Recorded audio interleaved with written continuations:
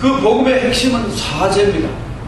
종말에 하나님이 심판대 죄를 용서받고 그 앞에 서느냐, 죄 있는 모습으로 서느냐, 이것은 종말의 문제가 매우 중요합니다. 죄 있는 모습으로 선다는 것은 엄청난 영원한 영벌을 받을 심판을 받겠죠. 그러나 죄를 속죄받고 심판대 앞에는 그냥 무사 통과 천국으로 들어가는 것입니다. 그렇기 때문에 이 종말적인 신앙에는 속죄가, 사죄라는 것이 얼마나 중요한가. 예수 믿고 죄 씻음 받은 의롭다 칭함을 받은 모습으로 주님의 심판대 앞에서는 저와 여러분이 되실 줄 믿습니다. 이것이 가장 중요한 것입니다. 심판은 성경에 보면 임박한 심판의 것입니다. 오늘 저녁일지 내일 저녁일지도 모릅니다. 언제 이 세상 종말이 올지 모릅니다. 성경에 말합니다. 도둑같이 온다고. 그날이 도둑이 언제 예고하고 옵니까? 12시 10분에 그 집에 내가 가겠소 하고 도둑이 옵니까? 예고 없이 오는 것처럼 도둑같이 그날은 우리에게 온다는 것입니다. 여러분, 그날을 대비해서 우리는 죄를 정결케 하는 이 믿음에 더 힘쓰고 애써야 될 줄 믿으시기 바랍니다. 이 이스라엘 백성들에게 이제 하나님의 진노가 멈추고 은총의 해가 온다고 외쳐라고 말하는 것입니다. 선지자에게 바벨론 포로에 끌려가 묶여있는 백성들에게 하나님의 은총의 해가 온다, 너희들에게 해방을 줄 날이 온다, 그런 것을 미리 선포하는 것입니다. 이제 더 이상 이전의 죄값을 묻지 않고 용서하며 새 시대가 도래한다, 놀라운 은총을 선포하는 것입니다. 그것을 이제 선지자가 지금 선포하는 것입니다. 바벨론의 포로가 된 그들에게 이제 고국으로 돌아간다는 것이 얼마나 해방의 기쁨이십니까? 이야, 이제 수도 고국 예루살렘에 돌아가네, 내 땅에 돌아가네. 그들은 마음이 떠들었을 수 있습니다. 포로 생활에서 이제 자유자가 되고 본향으로 돌아간다는 것 얼마나 기쁜 것입니까? 이것을 우리가 종말적인 신앙으로 생각하면 우리에게 영원한 본향, 이제 영원한 천국으로 들어갈 수 있는 신분이 되었다는 선언이 또한 이와 같은 것입니다.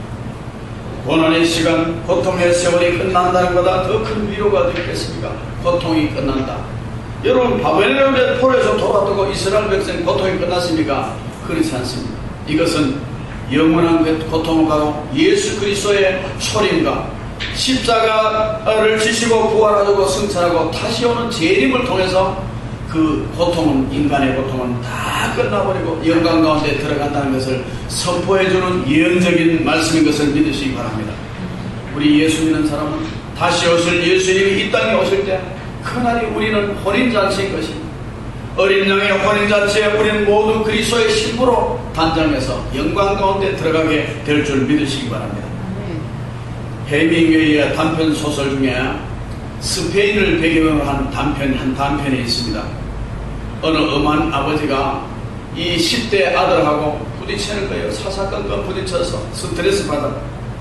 아버지의 시각으로 보면 아들이 매사가 마음에 안 들어 계속 충돌하다가 어느 날 아들이 아버지 집을 뛰쳐나간 것입니다.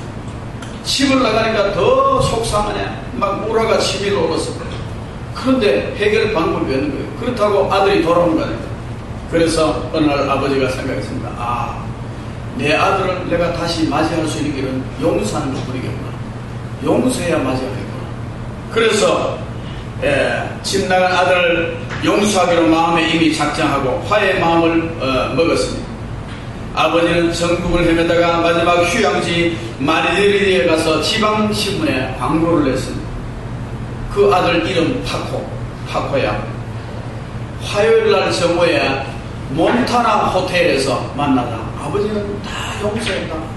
너를 용서했으니까 그날 화요일날 정오에 몬타나 호텔에 만나자. 이렇게 지방신문에 광고를 내는 것이. 그게 이제 전체적으로 나갔겠죠.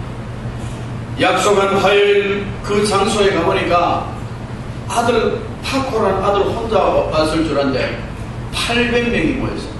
파코라는 이름을 가진 자가 집을 뛰쳐나온 아들들이 800명이나 되는데 파코 용서했다 아버지가 하니까 파코라는 이름 가진 애들이 뛰쳐나온 애들이 다 자기 아버지가 용서했는 줄 알고 모였는데 800명 모였다. 이 소설의 단편입니다. 아버지 용서를 기다리고 기다렸던 파코를 이름을 가진 젊은이들이 그렇게 모여서 아버지의 용서를 이미 기다리고 있었다는 거예요. 오늘날 우리가 다 하나님 아버지의 용서가 필요한 이 시대에 탁보인 줄 믿습니다. 우리가 용서 선포한 아버지 앞에 그냥 나가면 되는데 우리는 그냥 머뭇거리고 그 자리에 장소를 안 가는 게 아니고 나가면 되는 것입니다. 그것에 오기만 하면, 예수 그리스도 앞에 나오기만 하면 용서의 효력이 있는 줄 믿습니다. 아빠는 너를 용서했다. 이것이 복음입니다. 하나님이 이미 예수 십자가를 통해서 우리를 용서를 선포해놨습니다. 그리스도 그것을 믿고 돌아오기만 하면 된다는 것입니다. 여기에 복음에 무슨 조건이 있습니까? 용서 복음. 이것이 바로 예수 그리스도의 복음이고, 누가 시비할 수 없습니다. 그렇게 못된 아들을 용서하다니요. 왜 용서해줍니까? 할 수 없습니다. 아버지 그냥 다 마음을 열고 용서를 해놨습니다. 내가 너를 용서했다. 돌아오라. 이것이 복음입니다. 주님의 복음도 그렇습니다. 십자가에서 다 죄짐을 풀었다. 돌아오라. 주님이 부르십니다. 로마서 6장 23절에 보면 죄의 삭은 사망이요 하나님의 은사는 그리스도 예수 우리 주 안에 있는 영생이다. 죄의 삭은 사망이지만 하나님의 은사가 있다는 것입니다. 그리스도 예수 우리 주 안에 있는 영생, 사망에서 영생, 예수 그리스도 안에 이미 선포된 복음, 이 복음입니다. 죄값을 이미 다 치렀습니다. 십자가에서 이루셨습니다. 죄가 다 풀려졌다고 성경은 선포하고 있습니다.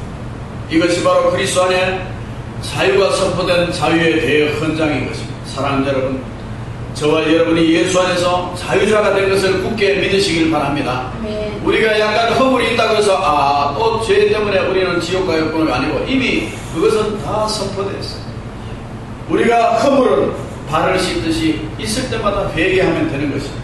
두 번째 메시지는 하나님이 진정한 위로자라는 것입니다. 고린도후서 1장 3절 4절 보면 찬송하려다. 그는 우리 주 예수 그리스도의 하나님이시요 자비의 아버지시요 모든 위로의 하나님이시며 우리의 모든 환난 중에서 우리를 위로하사 우리로 하여금 하나님께 받는 위로로서 모든 환난 중에 있는 자들을 능히 위로하게 하시는 이시로다. 모든 위로의 하나님. 하나님은 어떤 고통에서도 위로하지 못할 고통은 없다는 거예요. 하나님이 못 위로할 고통은 없다는 거예요. 여러분 어떤 어려움이 있습니까? 어떤 고통이 있습니까? 그 고통과 그 문제에 하나님이 위로자로 계심을 믿으시기 바랍니다. 그 하나님을 기꺼이 청해서 하나님께 용서를 위로를 구하시기를 바랍니다. 모든 위로의 하나님입니다. 인생살이의 모든 분야에서 위로를 주신 분이 우리 하나님이십니다. 그 하나님은 환난 중에 있는 자를 위로하신 위로의 하나님입니다. 그 하나님은 낙심 중에 있는 자를 또한 위로하는 위로의 하나님입니다. 두려움 중에 있는 자를 위로하십니다. 근심 중에 있는 자를 위로하시고 죄악 가운데 고민한 자를 위로하시고 외로운 자에게 위로를 주시고 질병에 고통한 자를 위로하는 위로의 하나님인 것을 굳게 믿으시기를 바랍니다. 이 하나님 바로 저와 여러분의 하나님이십니다. 하나님은 이사야 선지자에게 말씀했습니다. 너희는 위로하라. 내 백성을 위로하라. 이스라엘이 바로 하나님의 백성은 내 백성이라는 것입니다. 내 백성을 위로하라는 것입니다. 하나님의 말씀으로 위로하라는 것입니다. 저와 여러분을 향해 하나님은 오늘 말씀합니다. 내 백성, 내 백성이라고. 그리고 내 백성을 위로하라고 말씀합니다. 우리는 하나님의 친백성입니다. 하나님이 우리에게 대한 사랑이 너무나 크다는 것을 믿으시기를 바랍니다. 우리를 향한 계획 또한 크심을 믿으시기 바랍니다. 오늘 본문 2절 말씀에 보면 너희는 예루살렘의 마음에 닿도록 말하며 그것에게 외치라. 그 노역의 때가 끝났고 그 죄악이 사함을 받았느니라. 예루살렘의 마음에 닿도록 외치라는 거예요. 위로의 말을 외치라는 거예요. 그들이 믿을 수 없는 일이죠. 우리가 해방되다니, 우리는 이미 남의 나라에 망해버렸는데 해방되다니, 믿을 수 없는 사실이 해방의 날이 이루어진 것에 대해서 그들이 이야기하면 금방 믿을 수 없는 일이지만 마음에 닿도록 위로하는 거예요. 진짜 하나님이 너희를 해방한다. 이제 고국으로 돌아간다. 예루살렘으로 돌아간다. 마음에 닿도록 말하라는 것입니다. 사랑하는 여러분, 그리스도